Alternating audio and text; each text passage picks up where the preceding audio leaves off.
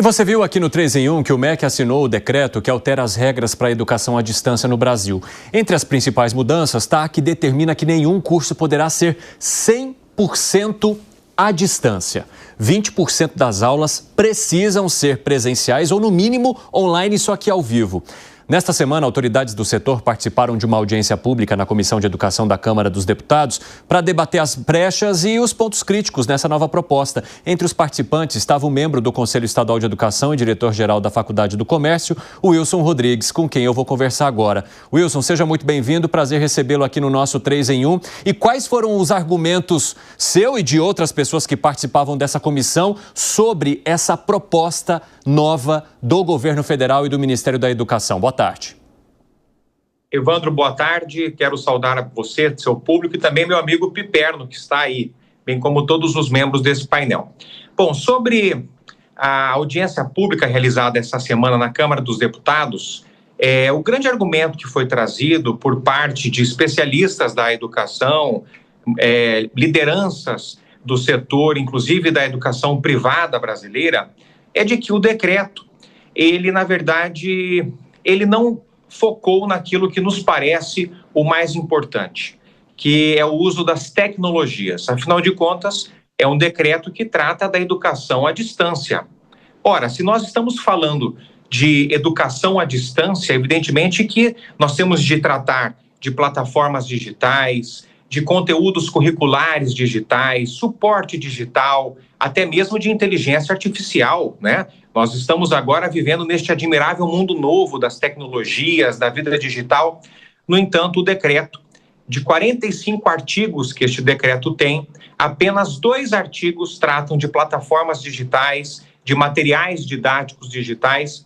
Isso nos parece algo muito ruim, justamente porque o MEC ficou muito preocupado com a questão da presencialidade e dos polos de ensino à distância e muito pouco preocupado com aquilo que é o mais importante para a garantia da qualidade, que é o uso das tecnologias. Então, realmente ficou muito claro para a educação brasileira como um todo, e eu tenho a impressão que também está ficando claro para a sociedade, de que este decreto ele foi muito mais para atender pleitos de professores, né, do que propriamente pleitos dos alunos. Os alunos querem tecnologia, experiência digital, né, inovação, mas não foi isso que o MEC entregou, infelizmente. Agora, Wilson, isso também poderia impactar a pós-graduação, porque a gente sabe que muitas dessas instituições focam na pós-graduação à distância, online, e de que maneira que esse decreto do MEC também entraria nessa área, nesse caminho? Evandro, por hora, este decreto ainda não cria uma regulação em torno da pós-graduação lato sensu, tá? É bastante importante que fique claro aqui, nós estamos falando de pós-graduação lato sensu, os MBAs, as especializações, certo? Por hora ele não cria. Ele, na verdade, traz um artigo já dizendo que a oferta da pós-graduação lato sensu, ela requer que a instituição esteja credenciada no formato em que a pós-graduação será ministrada. Isto é, se a pós-graduação lato sensu for ministrada no formato de educação à distância, a instituição de ensino tem de ter o seu credenciamento na modalidade à distância. Até aí, ok.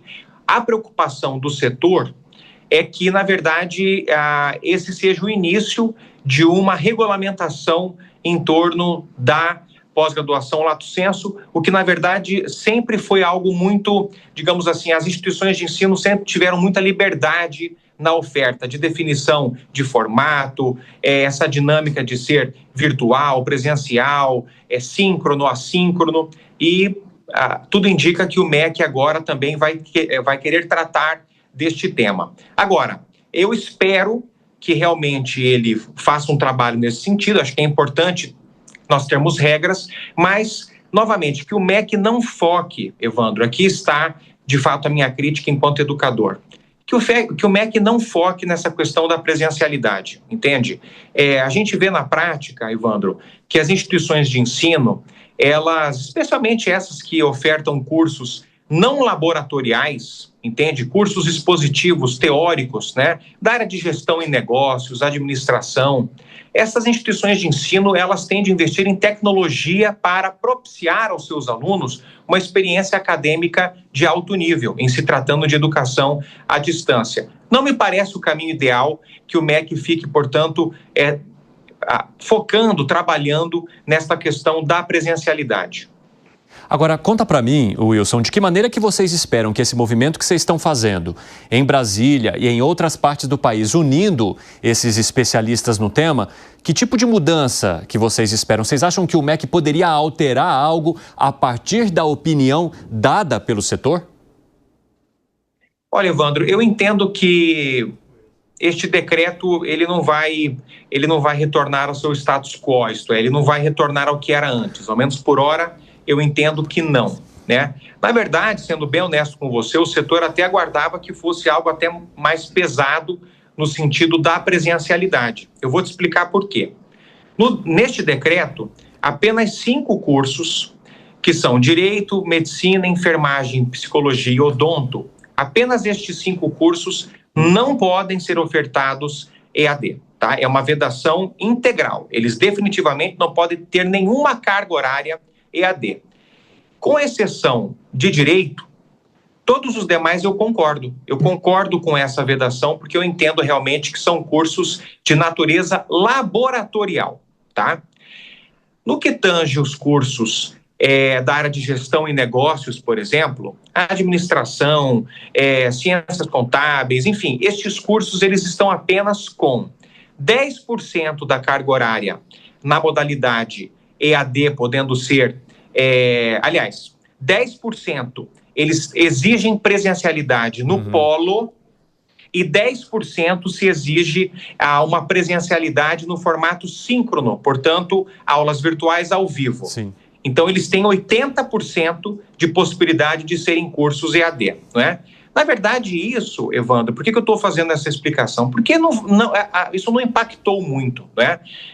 O que, na verdade, impactou na minha avaliação enquanto educador é justamente essa expectativa, Evandro, que o setor tinha do Ministério focar naquilo que é o mais importante, que é a tecnologia. Mas não, o decreto, como eu disse há pouco, tem 45 artigos, dos quais apenas 2, Evandro, falam disso que é o mais importante. Em sendo um decreto da educação à distância, nós aguardávamos, de fato, que o MEC fosse tratar de conteúdos curriculares digitais, de plataforma digital e até mesmo, o que me parece absolutamente oportuno, que o MEC tratasse da inteligência artificial. Mas nada disso entrou, infelizmente, no radar do MEC. Ele ficou mais focado nessa questão da presencialidade, embora naqueles cursos laboratoriais, eu realmente entendo que, nesse sentido, o MEC acertou.